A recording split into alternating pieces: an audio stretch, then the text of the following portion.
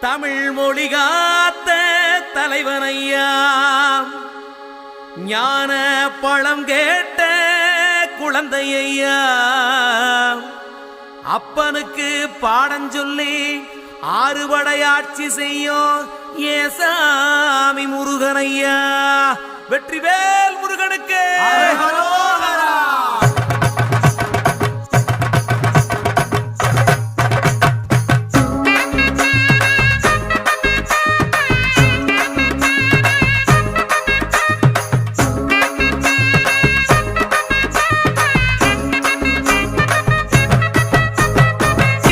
சின்ன